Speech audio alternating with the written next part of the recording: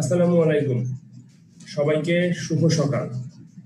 2 দিন ছুটির পর আমরা কিন্তু আবারও চলে আসলাম ঠিক সকাল 10টার দিকে আমাদের অষ্টম শ্রেণীর বাংলা ক্লাসটি নিয়ে। আশা করছি আপনারা প্রত্যেকে খুব ভালো আছেন, সুস্থ আছেন এবং সবাই নিরাপদে আছেন। আমি তন্ময় দত্ত আছি আপনাদের সাথে প্রতিদিনের মতো বা বরাবরের মতো অষ্টম শ্রেণীর বাংলা ক্লাসটি নিয়ে। আমি ইতিমধ্যে দেখতে পাচ্ছি আমাদের সাথে জুমে সুবা, মোহাম্মদ কবির, ফারহান আপনারা ইতিমধ্যে জয়েন করে ফেলেছেন। আপনাদের সবাইকে ধন্যবাদ। এবং ফেসবুক লাইভ থেকে যারা আমাদেরকে দেখছেন বা যারা আমাদের সাথে জয়েন করেছেন, আশা করছি আপনারাও আপনাদের বই খাতা সবকিছু নিয়ে কিন্তু আপনাদের যার যার ডিভাইসের সামনে বসে গিয়েছেন আজকের ক্লাসটিকে উপভোগ করার জন্য। আজকে আমরা মূলত একটি কবিতা শিখবো বা একটি কবিতা পড়বো, যে কবিতাটির নাম হচ্ছে রূপাই।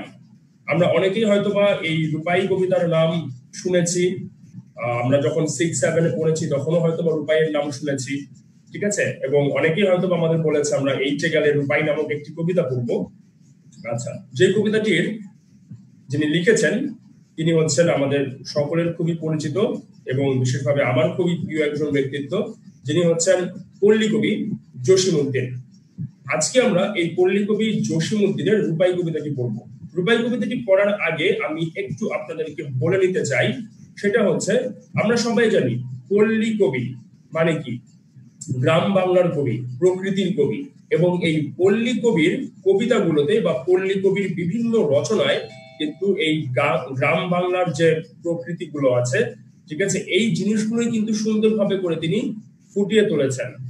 একজন চাষি, তারপর হচ্ছে আপনার গ্রাম বাংলার যে ফসলি ক্ষেত, এগুলো মানে কতটা সুন্দরভাবে উপস্থাপন করা যায়, ঠিক ততটাই বা তার থেকেও আরো বেশি সুন্দর করে উপস্থাপন কিন্তু করেছেন এই পল্লী কবি জসিমউদ্দিন তার বিভিন্ন রচনায়। ঠিক তেমনই একটি রচনা হচ্ছে এই রূপাই নামক কবিতাটি। সো আমরা এখন তাহলে ক্লাসটি শুরু করছি। আমরা কি সবাই রূপাই কবিতাটি পড়ার জন্য প্রস্তুত? যদি আমরা প্রস্তুত থাকি তাহলে কিন্তু অবশ্যই আমরা এভাবে করে একটা থামস আপ দেখাতে পারি যে হ্যাঁ, আমরা সবাই রূপাই পড়ার জন্য রেডি।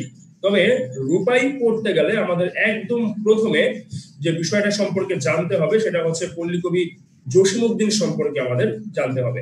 জসিমউদ্দিন সম্পর্কে কিছু গুরুত্বপূর্ণ তথ্য আমরা একদম প্রথমে জেনে নেব।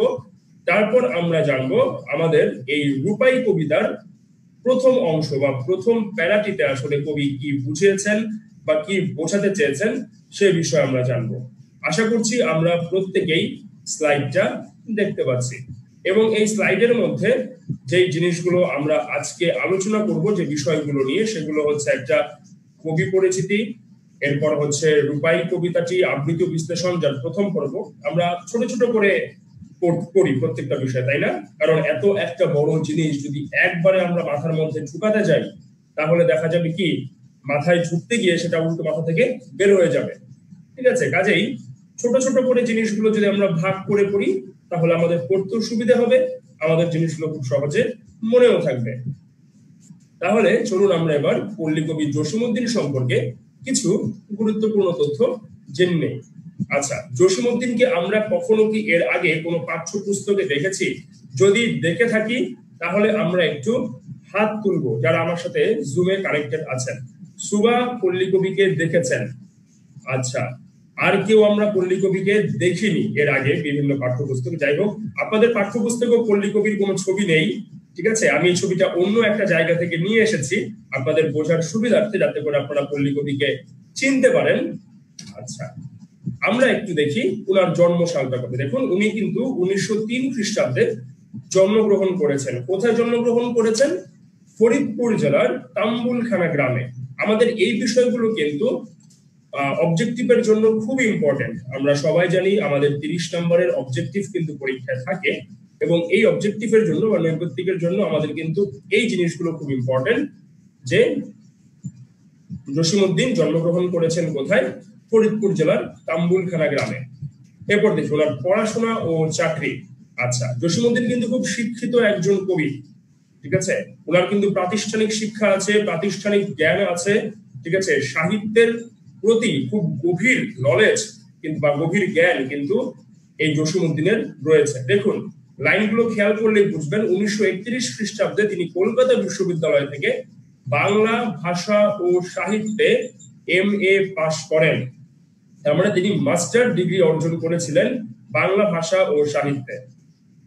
আচ্ছা, এবং কোথা থেকে করেছিলেন, খুবই ইম্পর্টেন্ট, এটা কিন্তু প্রশ্নের জন্য, কলকাতা বিশ্ববিদ্যালয় থেকে। কলকাতা বিশ্ববিদ্যালয় থেকে তিনি বাংলা ভাষা ও সাহিত্যে MA পাশ করেছিলেন। কর্মজীবনের শুরুতে, তার মানে কি, তিনি যখন একদম পড়াশোনা শেষ করে চাকরি জীবনে তিনি প্রবেশ করলেন, এই চাকরি জীবনে প্রবেশ করতে গিয়ে তিনি কোথায় কোথায় চাকরি করেছেন দেখেন। তিনি কর্মজীবনের শুরুতে একদম প্রথমেই তিনি কিন্তু প্রথম 5 বছর, দেখুন, মানে কলকাতা বিশ্ববিদ্যালয় থেকে ভাষা সাহিত্যে, বাংলা ভাষা ও সাহিত্যে মাস্টার ডিগ্রি পাশ করেই তিনি কিন্তু ঢাকা বিশ্ববিদ্যালয়ের কি হয়ে গিয়েছেন, অধ্যাপক হয়ে গিয়েছেন। ঢাকা বিশ্ববিদ্যালয়ে তিনি একজন অধ্যাপক হিসেবে চাকরি করেছেন। তিনি ঢাকা বিশ্ববিদ্যালয়ের টিচার ছিলেন, বাংলা বিভাগে অধ্যাপনা করেছেন তিনি তার কর্মজীবনের প্রথম 5 বছর। এরপরে তিনি দেখুন, তিনি কিন্তু সরকারি কর্মকর্তাও ছিলেন, তিনি কিন্তু সরকারি কর্মকর্তা হিসেবেও কাজ করেছেন। পরবর্তীতে সরকারের তথ্য ও প্রচার বিভাগে তিনি কাজ করেন। আচ্ছা, আশা করছি আমরা এই পর্যন্ত সবাই বুঝতে পেরেছি। ওকে, এরপরে আমরা চলে যাচ্ছি পল্লীকবি জসিমউদ্দিনের আরো কিছু তথ্য জানার জন্য। দেখেন, তিনি যখন বিশ্ববিদ্যালয়ের ছাত্র তখন তার লেখা কবর কবিতাটি বিশেষভাবে প্রশংসিত হয়। আমরা হয়তোবা সবাই এই কবর কবিতাটির সঙ্গে পরিচিত আছি, আবার অনেকেই হয়তোবা নেই। তবে আরেকটু বড় ক্লাসে উঠলে আমরা কিন্তু কবর কবিতাটি আমাদের পাঠ্য বইতে পাবো। আচ্ছা, এই কবর কবিতাটি জসিমউদ্দিন যখন লিখেছিলেন তখন তিনি ইউনিভার্সিটির স্টুডেন্ট ছিলেন। তার মানে যখন তিনি কলকাতা বিশ্ববিদ্যালয়ে বাংলা ভাষা ও সাহিত্যে পড়াশোনা করছিলেন, সেই বাংলা ভাষা ও সাহিত্যে পড়াশোনাকালীন সময়েই তিনি এই কবিতাটি লেখেন এবং তখনই কবিতাটি বিশেষভাবে প্রশংসিত হয়। পরে পাঠ্য বইতে সেটিকে অন্তর্ভুক্ত করা হয়। তার কবিতায় আমরা পল্লীর মানুষ ও প্রকৃতির সহজ সুন্দর রূপটি দেখতে পাই, যেটি আমি আপনাদের একদম প্রথমে বললাম যে পল্লী কবি মানে কি। পল্লী কবি মানে হচ্ছে গ্রাম বাংলার কবি, যিনি গ্রামের মানুষের কথা বলতে জানেন, যিনি প্রকৃতির কথা বলতে জানেন, যিনি প্রকৃতিকে চিনেন, তিনিই তো পল্লী কবি, তাই না? এই জসিমউদ্দিন হচ্ছে ঠিক তেমনই একজন কবি, যিনি প্রকৃতির সাথে কথা বলেন, যিনি গ্রাম বাংলার প্রত্যেকটা উপকরণ, প্রত্যেকটা উপাদানের সাথে, প্রাকৃতিক উপাদানের সাথে তিনি খুব গভীরভাবে মিশে যান। আজকে এই পল্লী কবি ছিলেন বলেই কিন্তু আমরা গ্রাম বাংলাকে এত সুন্দরভাবে আমাদের পাঠ্যপুস্তকে আমরা উনি উপস্থাপন করেছেন। আমরা এত সুন্দরভাবে পাঠ্যপুস্তকে গ্রাম বাংলার বিভিন্ন রূপ বৈচিত্র্য সম্পর্কে জানতে পেরেছি। আর এই রূপ বৈচিত্র্য সম্পর্কে জানার পরেই কিন্তু আমাদের হয়তোবা গ্রাম সম্পর্কে একটা আলাদা কি কল্পনা জগতে আমাদের গ্রাম বিরাজ করে, যে ও তাহলে এই গ্রামটা এরকম, আমরা যারা কখনো গ্রামে যাইনি, ও ফসলি ক্ষেত তাহলে এরকম হয়। এই যে ইমাজিনেশন গুলো বা এই যে কল্পনার জগতে আপনাকে হারিয়ে নিয়ে যাওয়া, গ্রামের যে মানে গ্রামের যে প্রকৃতি, গ্রামের যে রূপ বৈচিত্র্য, এই জিনিসগুলো কিন্তু আপনার ইমাজিনেশনের মধ্যে সবার প্রথম নিয়ে এসেছেন এই পল্লী কবি জসিমউদ্দিন, বা আমাদের ইমাজিনেশন করতে শিখিয়েছেন গ্রাম বাংলাকে এই জসিমউদ্দিন। এরপর দেখুন তার উল্লেখযোগ্য কাহিনী কাব্য। উল্লেখযোগ্য কাহিনী কাব্য হচ্ছে শোষণবাদীর ঘাট ও নকশিকাঁথার মাঠ। তার মধ্যে সবচেয়ে উল্লেখযোগ্য হচ্ছে বা সবচেয়ে প্রশংসিত যেটি, সেটি হচ্ছে নকশিকাঁথার মাঠ। আচ্ছা, কাহিনী কাব্য বলতে আমরা মূলত কি বুঝি? সবার মধ্যে আমাদের এই প্রশ্নটা হয়তো ইতিমধ্যে জেগে গিয়েছে। কাহিনী কাব্য কি? কাব্য মানে হচ্ছে কবিতা, আমরা সবাই জানি। আর কাহিনী মানে কি? কোনো একটা ঘটনা।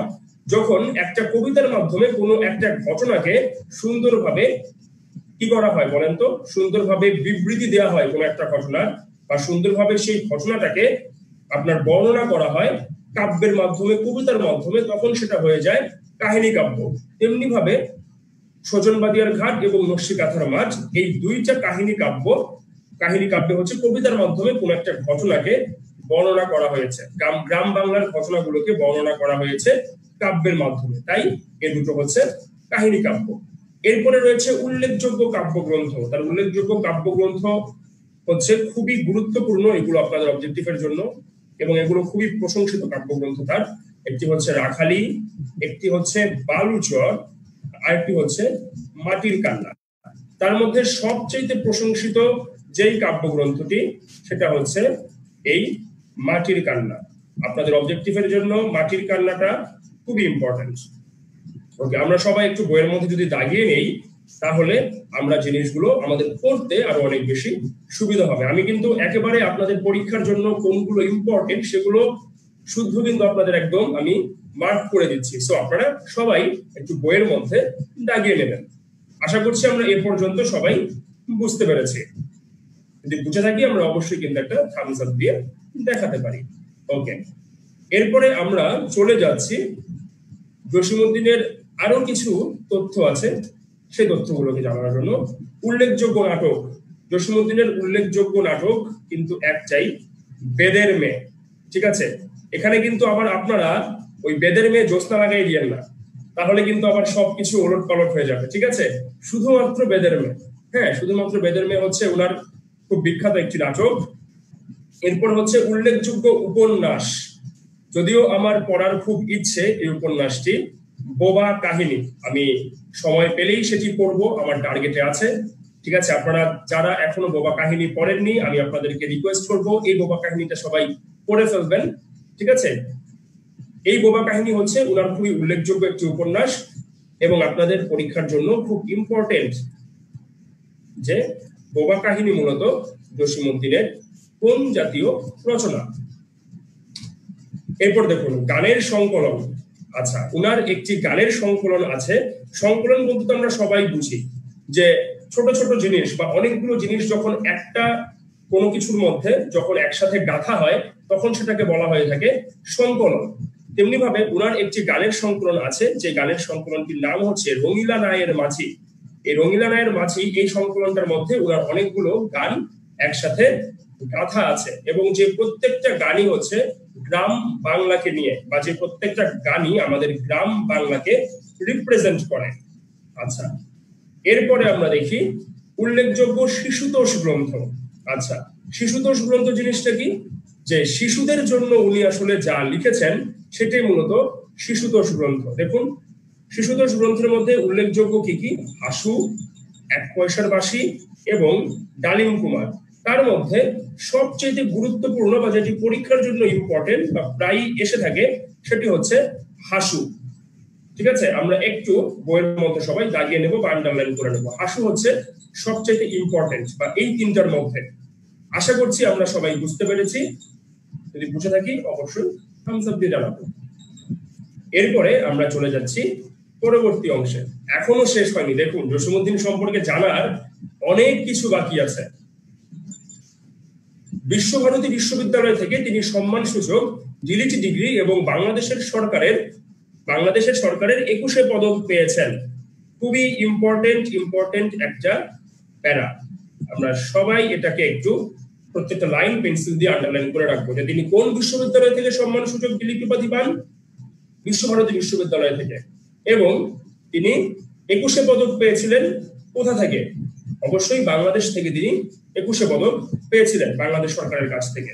খুবই ইম্পর্টেন্ট অবজেক্টিভের জন্য এই তথ্যগুলো।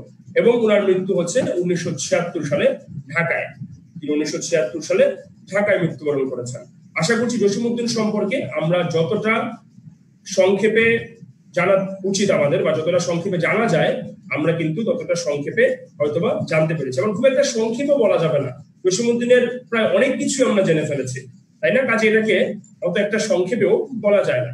তাহলে চলুন আমরা একটু রূপাই কবিতার কিছু অংশ একটু পড়ি। এই গায়ের এক চাষার ছেলে, লম্বা মাথার চুল, কালো মুখেই কালো ভ্রমর, কিসের রঙিন ফুল, কাঁচা ধানের পাতার মতো কচি মুখের মায়া, তার সাথে কে মাখিয়ে দিয়েছে নবীন তৃণের ছায়া। আচ্ছা, এই গায়ের, এখানে গা বলতে মূলত গ্রাম বোঝানো হয়েছে। আমরা সবাই জানি যে গা মানে হচ্ছে শরীর, কিন্তু এই গায়ের উপর যখন চন্দ্রবিন্দু বসিয়ে দেওয়া হয় তখন সেটা হয়ে যায় গ্রাম। আচ্ছা, একটা গ্রামের এক চাষার ছেলে বা চাষির ছেলে, লম্বা তার মাথার চুল। এখানে এক চাষির ছেলে বা রূপায়ের বর্ণনা করেছেন কবি। এবং দেখুন কালো মুখেই, এখানে কালো মুখেই কালো ভ্রমর, এখানে কালো রংটাকে কিন্তু নিগৃহীত করা হয় নাই বা কালো রংটাকে এখানে অপমানজনক ভাবে লেখা হয়নি, বরং কালো রংটাকে কবি এমন ভাবে উপস্থাপন করেছেন যে আমরা সবাই জানি চাষিদের গায়ের রং কালো হয়।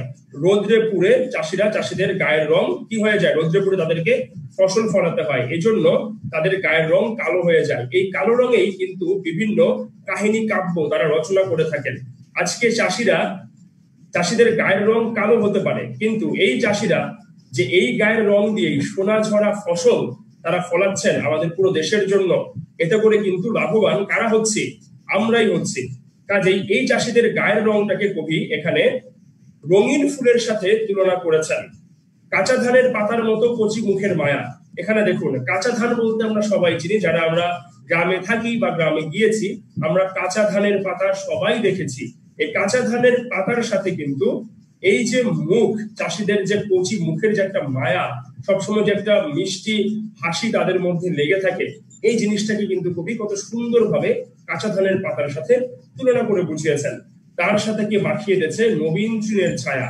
এখানে নবীন বলতে আমরা সবাই জানি নবীন মানে হচ্ছে নতুন, তার মানে কি একটা নতুন তৃণ বা একটা নতুন তৃণের ছায়াটা যেরকম হয়, সে নতুন বা নবীন তৃণের ছায়ার মতো বা ছোট তৃণের ছায়ার মতো কিন্তু এই চাষিদের মুখে যে মায়াটা, সেটা কে যেন সুন্দর মতো করে তাদের মুখে মাখিয়ে দিয়ে গিয়েছে।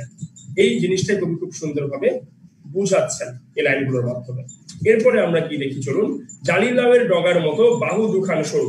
জালিলাও বলতে আমরা সবাই জানি এখানে কি কচি লাউ। জালিলাও মানে হচ্ছে কচি লাউয়ের কথা বলা হয়েছে। এই কচি লাউয়ের সাথে বা কচি লাউয়ের যে ডগা, সে ডগার সাথে কিন্তু এই চাষির বাহুর সাথে তুলনা করা হয়েছে। যে কচি লাউয়ের ডগার মতো চাষিদের বাহুটা খুবই সরু। গা খানি তার শ্রাবণ মাসের যেমন তমাল তরু। তার মানে কি এখানে দেখুন, চাষিদের যে শরীর বা গা, সেই শরীরের তুলনাও কিন্তু করছেন কি তমাল তরুর সাথে। বাদল ধোয়া মেঘেকে গো মাখিয়ে দেছে তেল, বিজলি মেয়ে পিছলে পড়ে ছড়িয়ে আলোর খেল। এখানে বিজলে মেয়ে পিছলে পড়ে বলতে এখানে মূলত কি বোঝানো হয়েছে বলেন তো? বিদ্যুৎ চমকানোর কথা বলা হয়েছে। আচ্ছা, আর এখানে বাদল ধোয়া মেঘ বলতে বোঝানো হয়েছে বৃষ্টি। তার মানে কি এই বাদল ধোয়া মেঘে কে গো মাখিয়ে দিয়েছে তেল। তার মানে দেখুন, চাষিদের যখন শরীর সম্পর্কে তিনি বলছেন, চাষিদের শরীরটা কিরকম হয়ে থাকে। চাষিদের শরীর যখন দেখা যায় যে রোদের মধ্যে একজন চাষি সে যখন কি করছে, ফসল ফলাচ্ছে, সে দেখতে হয়তো বা কুচকুচে কালো হতে পারে, রোদে পুড়ে বৃষ্টিতে ভিজে সে কত কষ্ট করে ফসল ফলায়, কিন্তু তারপরও এই চাষিদেরকে কিন্তু আমরা কি করে থাকি, নিগৃহীত করে থাকি। চাষিদেরকে আমরা খুব একটা ভালো চোখে দেখি না। কিন্তু এই যে চাষিদের যে আপনার কি বলে যে বাদল ধোয়া মেঘের সাথে চাষিদের শরীরকে তুলনা করছে, বা বাদল ধোয়া মেঘে চাষিদের শরীরে কে যেন তেল মাখিয়ে দিয়েছে, এই জিনিসগুলো কিন্তু কবি খুব সুন্দরভাবে বর্ণনা করে গেছেন তার এই কবিতার মধ্যে। কচি ধানের তুলতে চারা হয়তো কোনো চাষি, আমরা সবাই জানি চাষিরা কি করেন, কচি ধানের চারাগুলো তারা হচ্ছে মাঠ থেকে তুলে নেন। মুখে তাহার জড়িয়ে গেছে কতকটা তার হাসি। কখনো কি আপনারা দেখেছেন চাষিরা যখন এই চারাগুলো তোলেন, কচি ধানের চারাগুলো যখন তারা মাঠ থেকে তোলেন, তাদের মুখে কোনো বিরক্তির ছায়া দেখা যায়?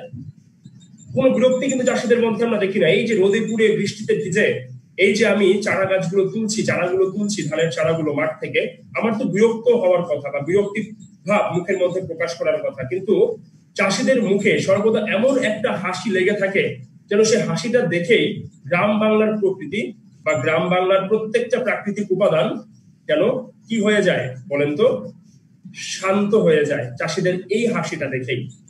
নিশ্চয়ই আমরা এই পর্যন্ত সবাই বুঝতে পেরেছি এই অংশটুকু। তাহলে চলুন আমরা ছোট্ট একটি পোল গেম খেলবো। তবে পোল গেম খেলার আগে আপনাদের একটা বাড়ির কাজ দিয়ে নিচ্ছি। এই গায়ের এক চাষির মেয়ে, নামটি তাহার সোনা, সাজু বলেই ডাকে সবে, নাম দিতেছে গোনা। যে ফুল ফোটে সোনার খেতে, ফোটে কদম গাছে, সকল ফুলের ঝলমল, গা ভরি তার নাচে। কচি কচি হাত পা সাজুর, সোনায় খেলা, তুলসী পাতায় প্রদীপ যেন জ্বলছে সাজের বেলা। প্রশ্ন হচ্ছে বাদল ধোয়া মেঘের অর্থ কি? চাষির ছেলে রূপায়ের গাখানি দেখতে কেমন? আমরা সবাই আশা করি স্ক্রিনশট বা খাতার মধ্যে আমরা লিখে নিতে পারবো এই জিনিসগুলো, অথবা রেকর্ডেড ক্লাসটা দেখেও কিন্তু আমরা সুন্দর করে লিখে নিতে পারবো। এবার আমি আপনাদের ছোট্ট একটা পোল জেনারেট করছি, আপনারা খুব দ্রুততার সাথে অ্যান্সারটি করে ফেলবেন। খুব দ্রুত আমরা অ্যান্সারটি করবো। একদম সহজ সহজ প্রশ্ন এবং তার উত্তরটাও খুবই সহজ সহজ হবে। পল্লীকবি জসীমউদ্দীন কোন বিশ্ববিদ্যালয় থেকে বাংলা সাহিত্যে এমএ পাশ করেন? দ্বিতীয় প্রশ্নটা হচ্ছে নিচের কোনটি পল্লীকবির লেখা উপন্যাস? এবং 3 নাম্বারটা হচ্ছে পল্লীকবি জসীমউদ্দীনকে কোন বিশ্ববিদ্যালয় থেকে ডিলিট ডিগ্রি প্রদান করা হয়? আমরা খুব দ্রুততার সাথে অ্যান্সার দিয়ে দিব। হ্যাঁ, আমি উত্তরগুলো আপনাদের পেয়ে গেছি। আপনাদের সকলকে আন্তরিক ধন্যবাদ উত্তর দেওয়ার জন্য। আমি পোলটি এন্ড করে দিচ্ছি, আমি আপনাদের সাথে রেজাল্টটি শেয়ার করছি। আচ্ছা, প্রথমটার অ্যান্সার হবে কলকাতা বিশ্ববিদ্যালয়। তিনি কলকাতা বিশ্ববিদ্যালয় থেকে এমএ পাশ করেছিলেন। নিচের কোনটি পল্লীকবির উপন্যাস? অবশ্যই বোবা কাহিনী। এখানে সমান সমান দেখছি 50% 50%, কিন্তু সঠিক উত্তরটি হবে বোবা কাহিনী। 3 নম্বরটি হচ্ছে পল্লীকবি জসীমউদ্দীনকে কোন বিশ্ববিদ্যালয় থেকে ডিলিট ডিগ্রি প্রদান করা হয়? কলকাতা বিশ্ববিদ্যালয় না, ঢাকা বিশ্ববিদ্যালয় না, ডিলিট ডিগ্রি প্রদান করা হয় তাকে বিশ্বভারতী বিশ্ববিদ্যালয় থেকে। আশা করছি আমরা এই জিনিসগুলো খুব সুন্দরভাবে বুঝতে পেরেছি। আগামী ক্লাসে রূপাই কবিতার বাকি অংশগুলো নিয়ে আপনাদের সাথে কথা হবে। সে পর্যন্ত সবাই ভালো থাকবেন, সুস্থ থাকবেন। আল্লাহ হাফেজ।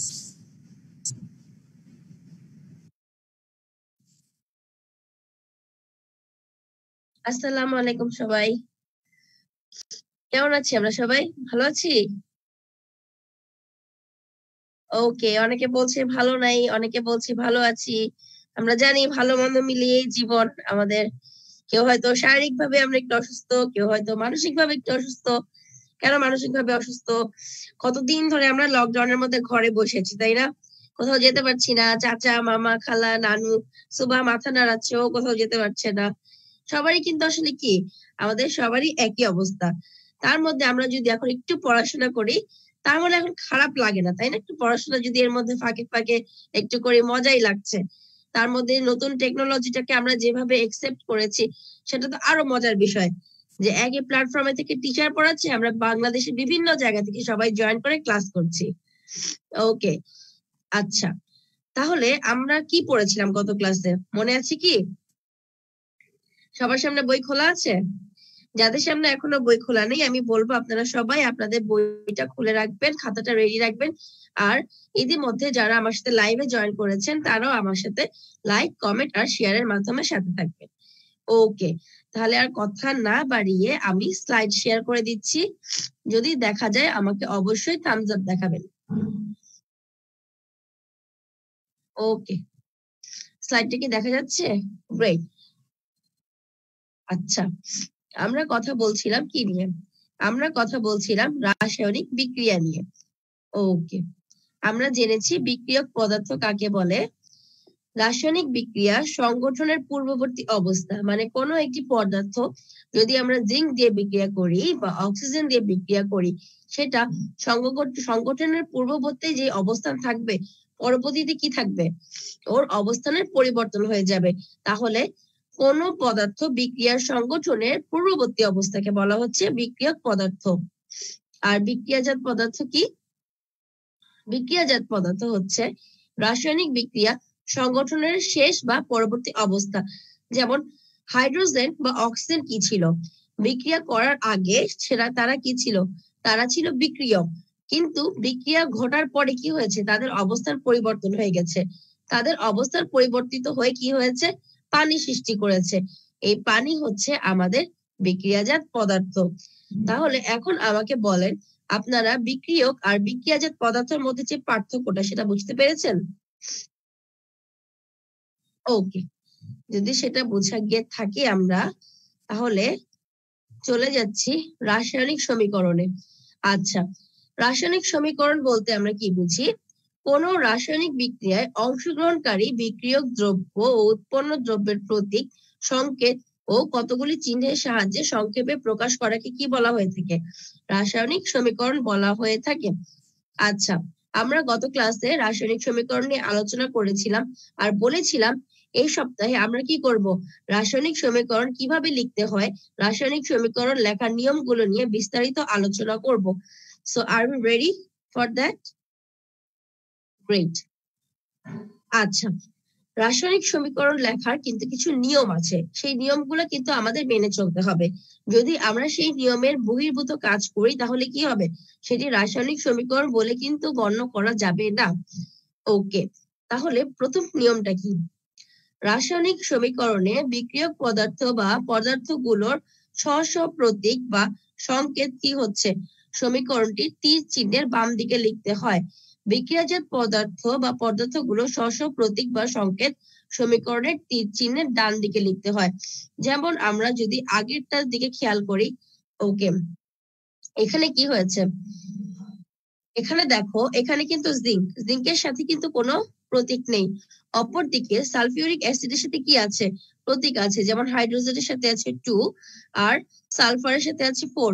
এই দুটো বিক্রিয়া করে দেখো, এই যে অ্যারো সাইনটা তৈরি করা, মানে অ্যারো সাইনটা দেওয়া হয়েছে, তাহলে বুঝাই যাচ্ছে জিঙ্ক এবং সালফিউরিক অ্যাসিড বিক্রিয়া করে কি তৈরি করছে?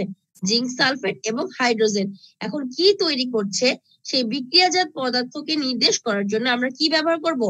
আমরা এই অ্যারো চিহ্নটা ব্যবহার করব। খুবই সোজা। দ্বিতীয়টি হচ্ছে, বিক্রিয়ক ও বিক্রিয়াজাত পদার্থ একাধিক হলে তাদের সংকেতের মধ্যে যোগ চিহ্ন দেওয়া হয়। তোমাদের বইয়ের এই লাইনটা আন্ডারলাইন করে ফেলবে। বিক্রিয়ক ও বিক্রিয়াজাত পদার্থ একাধিক হলে তাদের সংকেতের মধ্যে যোগ চিহ্ন দেওয়া হয়। আবার যদি আমি আগের এক্সাম্পলটাতে চলে যাই, খেয়াল করো, এখানে বিক্রিয়ক কয়টি? 2টি, রাইট? জিঙ্ক আর সালফিউরিক অ্যাসিড, দুইটা পদার্থ মিলে বিক্রিয়া করেছে এবং এই দুইটা পদার্থের মধ্যে কি চিহ্ন দেওয়া আছে? যোগ চিহ্ন দেওয়া আছে। তোমরা যখন সামনে বড় ক্লাসে যাবে, আরো মনে করো ক্লাস 9-10-এ, তখন দেখবে যে 3টা পদার্থ নিয়ে তোমাদের বিক্রিয়া করতে হবে। ওই 3টা পদার্থের প্রত্যেকটা পদার্থের মাঝখানে কি সাইন দিতে হবে? মাইনাস সাইন, তাই না? নো, প্লাস সাইন দিতে হবে। ঠিক আছে? যেমন জিঙ্ক সালফিউরিক অ্যাসিড সাথে যদি আমি এখানে অক্সিজেন বা অন্য কোনো দ্রব্য যুক্ত করি, তাহলে এখানে অবশ্যই প্লাস সাইন দিতে হবে। ওকে, 3 নাম্বার পয়েন্ট, কোন পদার্থের অণুর সংখ্যা একাধিক হলে অণুর সংকেতের আগে সেই সংখ্যা লেখা হয়। আচ্ছা, এটার একটা এক্সাম্পল আমি রেখেছি, আমি দেখাবো তোমাদেরকে একটু পরে। 4 নাম্বারটা দেখি আমরা।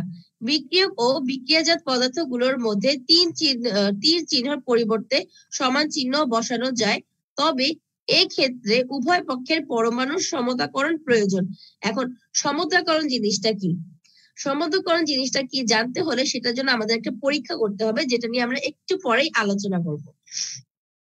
5 নাম্বার, বিক্রিয়ার আগে বিভিন্ন পদার্থের অণুর মধ্যে যত সংখ্যক বিভিন্ন মৌলের পরমাণু থাকে, বিক্রিয়ার পরে গঠিত নতুন অণুগুলোর মধ্যে ঠিক তত সংখ্যক বিভিন্ন মৌলের পরমাণু থাকতে হবে। তাই সমীকরণের উভয় পক্ষে মৌলের পরমাণুর সংখ্যার সমতা আনার জন্য প্রতীক ও সংকেতগুলোকে প্রয়োজনীয় সংখ্যা দ্বারা গুণ করতে হয়। এখন এটা জানার আগে আমাদের কি জানতে হবে? এটা জানার আগে আমাদেরকে জানতে হবে রাসায়নিক সমীকরণের সমতাকরণ জিনিসটা কি। খেয়াল করবে, তোমাদের এর পরে কিন্তু দেওয়া আছে একটা প্যারা, তাই না? রাসায়নিক সমীকরণের সমতাকরণ প্যারাটা দেওয়া আছে। হ্যাঁ, এখন আমরা এই প্যারাটা নিয়ে বা সমতাকরণ নিয়ে আলোচনা করব। তাহলে কি হবে? তাহলে আমাদের 4 নাম্বার আর 5 নাম্বার যে পয়েন্টটা, সেটা একেবারেই ক্লিয়ার হয়ে যাবে। তাহলে আমি চলে যাচ্ছি রাসায়নিক সমীকরণের সমতাকরণ। ওকে, খুবই কমন একটা এক্সাম্পল আমাদের, সেটা কি? হাইড্রোজেন আর অক্সিজেনের সমন্বয়ে কি গঠিত হচ্ছে? পানি গঠিত হচ্ছে। দেখো, এই বিক্রিয়াটাতে কিন্তু 2টা নিয়ম চলে এসেছে। প্রথম নিয়মটা কি? যে বিক্রিয়ক পদার্থের মধ্যে কি চিহ্ন থাকতে হবে? যোগ চিহ্ন থাকতে হবে। আর বিক্রিয়ার ফলে উৎপন্ন যে পদার্থ, সেটার আগে কি থাকতে হবে? তীর চিহ্ন থাকতে হবে। তাহলে সমতাকরণ জিনিসটা কি? খেয়াল করো, সুতরাং সমতা চিহ্নের বাম দিকে বসবে হাইড্রোজেন আর অক্সিজেন অণুর সংকেত, আর ডান দিকে বসবে বিক্রিয়ার ফলে উৎপন্ন পদার্থ পানির অণুর সংকেতটি। কিন্তু খেয়াল করো, যদি আমরা একটু ডিফারেন্ট চিন্তা করি বা ব্যতিক্রম চিন্তা করি, কি লেখা আছে? বিক্রিয়ার আগে যত সংখ্যক হাইড্রোজেন পরমাণু এবং অক্সিজেন পরমাণু থাকে, ঠিক আছে, বিক্রিয়ার পর কি হচ্ছে? বিক্রিয়ার পরে বিক্রিয়াজাত, আচ্ছা আমার স্লাইডটা একটু হয়ে গিয়েছিল। ওকে, বিক্রিয়ার পরে বিক্রিয়াজাত পদার্থে তত সংখ্যক হাইড্রোজেন এবং অক্সিজেন পরমাণু থাকা উচিত। যেমন মনে করো, হাইড্রোজেন আর অক্সিজেনের দুইটা পরমাণু মিলে বিক্রিয়া করলো, এখন কি বিক্রিয়ার ফলে একটা করে পরমাণু কমে যাবে? কমবে না, একই থাকবে। তাই বিক্রিয়ার সমতা স্থাপনের জন্য হাইড্রোজেন 2 অণু এবং অক্সিজেন 2 অণু ও H2O অণুর সংখ্যা এবং সমীকরণ হবে নিম্নরূপ। কি হচ্ছে তাহলে? 2H2O মানে যদি দুইটা হাইড্রোজেন পরমাণু থাকে প্লাস O2 একটি অক্সিজেন পরমাণু, তাহলে কি হবে 2H2O। এই যে এই সংখ্যাটা আমরা কি লিখলাম, পানির যে সংখ্যাটা আছে মানে সংকেতটা আছে তার আগে লিখে নিলাম। এখন বলেন এই জিনিসটা কি আমরা বুঝতে পেরেছি, মানে এটার পারপাসটা কি আমরা বুঝতে পেরেছি? এটার পারপাসটা হচ্ছে কোন বিক্রিয়ায় যত সংখ্যক হাইড্রোজেন বা অক্সিজেন পরমাণু থাকবে বিক্রিয়াজাত পদার্থের ঠিক ওই সংখ্যাটা আমাদের অবশ্যই থাকতে হবে। আচ্ছা, আর একটু কি লেখা আছে দেখি। এই সমীকরণ থেকে বিক্রিয়ার পূর্বে এবং বিক্রিয়ার পরে হাইড্রোজেন ও অক্সিজেনের মোট পরমাণু সংখ্যা গণনা করা যায়। বোঝার সুবিধার্থে উপরের সমীকরণটিকে একটু ভিন্নভাবে উপস্থাপন করা হলো। আচ্ছা, দেখি আমরা কি ভিন্নভাবে উপস্থাপন করেছে তারা। 2H2O plus 1O2। আমরা কি জানি যে কোন সংকেতের আগে বা কোন পরমাণুর আগে যদি কিছু না লেখা থাকে সেখানে কি ধরে নিতে হয়, 1 ধরে নিতে হয়, তাই না? সেটা তো অবশ্যই 0 না, সেটা হবে 1। তাহলে 2H2O মানে হচ্ছে দুইটা হাইড্রোজেন পরমাণু, রাইট? আর এটা কি সংকেত, তাহলে 2 into 2 কি হচ্ছে 4। এটা বুঝে গেছে হাইড্রোজেনেরটা? তাহলে থামস আপ দেখাবেন। হাইড্রোজেনের ক্যালকুলেশন ডান, আমরা বুঝে গেছি, গ্রেট। তাহলে এখানে কি, এখানে যে 1টা আছে 1 এর সাথে 2 গুণ করলে কি হবে 3? নো, 2ই হবে। 1 এর সাথে যদি আমরা 2 গুণ করি তাহলে 2ই হবে। তাহলে কি হচ্ছে 4 প্লাস 2 ইকুয়াল টু কি হচ্ছে 6।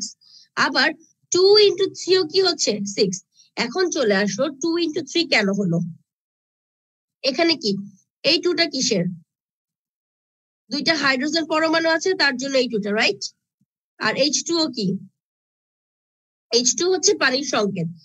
তাহলে কি হচ্ছে 2 into 2 plus 1 equal to 2 into 3 বা 6। সরি, এখন আমাকে বলেন এই যে এই বিক্রিয়াটা বা সমান্তরালকরণটা কি আমরা বুঝতে পেরেছি? গ্রেট। সরি, ওকে।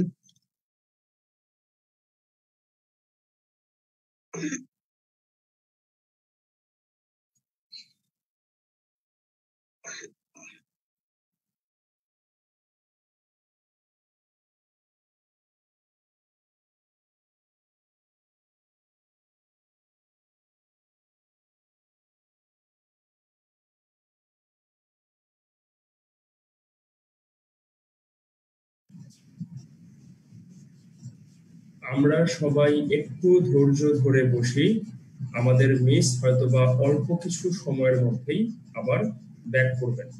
মিস এতক্ষণ ধরে যা পড়ালেন এগুলো আমরা একটু রিভাইজ দিতে থাকি।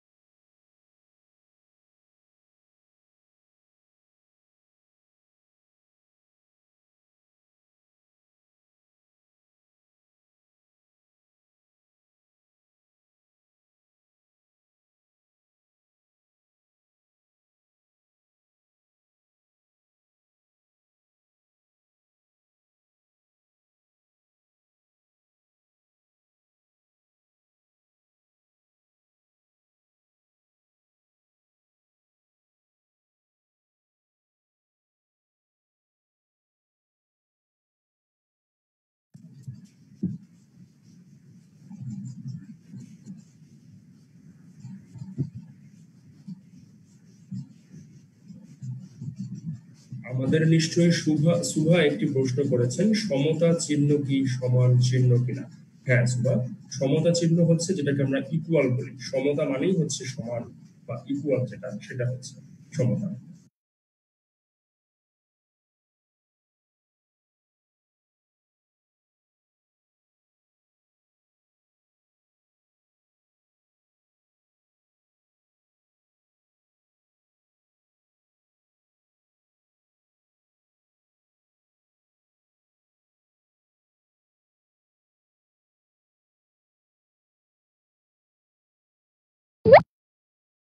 ওকে, ওয়েল আই এম ব্যাক। একটু সমস্যা হয়ে গেছিল, যার জন্য আমি আপনাদের সাথে কিছুক্ষণের বিরতিতে চলে গিয়েছিলাম। যাই হোক, এখন আমরা আলোচনা করব সংযোজন বিক্রিয়ার ধারণা নিয়ে। সেজন্য আমাদের কিছু প্রয়োজনীয় উপকরণ দরকার। সেগুলো কি? আমাদের লাগবে হচ্ছে টেস্ট টিউব, আমাদের লাগবে হচ্ছে মর্টার। মর্টার হচ্ছে এমন একটা জিনিস যেখানে কি হচ্ছে, যেখানে জিনিসপত্র আসলে গুঁড়া করে দেওয়া হয়, ঠিক আছে। তারপরে আমাদের লাগবে কিছু লোহার গুঁড়ো, আমাদের লাগবে কিছু সালফারের গুঁড়ো, আর লাগবে হচ্ছে নিকটি। তাহলে এবার আমরা কি করতে পারি, আমরা আমাদের যে বইয়ের মধ্যে যে পরীক্ষার প্রণালীটা আছে সেটাতে চলে যেতে পারি। কে আমাকে পড়ে শোনাতে পারবে দেখি? ওকে, সুভা হাত তুলছে।